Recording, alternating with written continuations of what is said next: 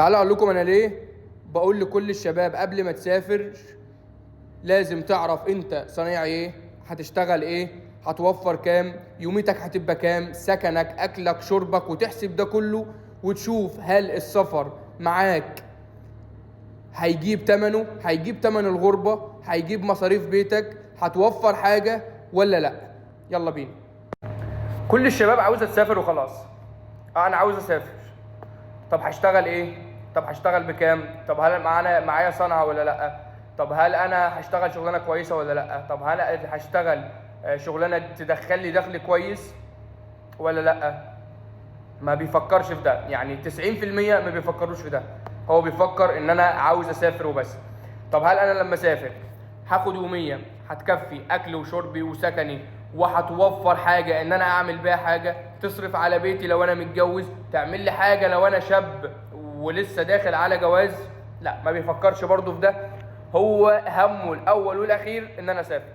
لا طبعا، ده ما ينفعش. قبل ما تسافر بتروح اي دولة، كانت السعودية، إن كانت الإمارات، إن كانت الكويت، إن كانت عمان، إن كان ليبيا، إن كان أي دولة مهما تكونها، الأول هشوف أنا بعرف أعمل إيه أو بشتغل إيه، هشوف أنا طالع على شغل إيه، هشوف هل أنا لو طلعت مثلا وهاخد 100 جنيه في أي حتة، هل ال 100 جنيه دي هتكفيني سكن وأكل وشرب ونت ومصاريف، وأوفر منها لبيتي إن كان أنا متجوز، وأعرف أوفر منها لو جزء بسيط يعني اشيله في جنب تمن الغربة؟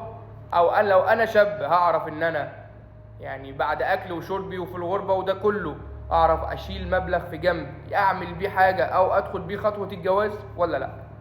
دي اهم حاجة يا جماعة. مش ان انا عاوز اسافر وخلاص وانا مش عارف، وانا هروح اسافر هضيع سنين من الغربة وانا ما بعملش حاجة، او انا بجيب فلوس ما تستاهلش اصلا ان انا اسافر عشانها.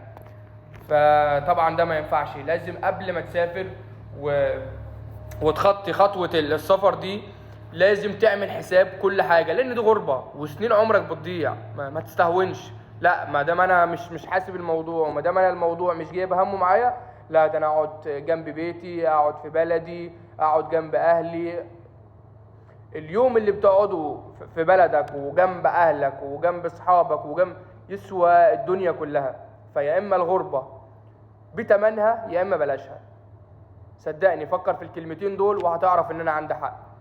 واي حد عنده استفسارات في اي حاجة يكتب لي في الكومنتات وانا هرد عليه.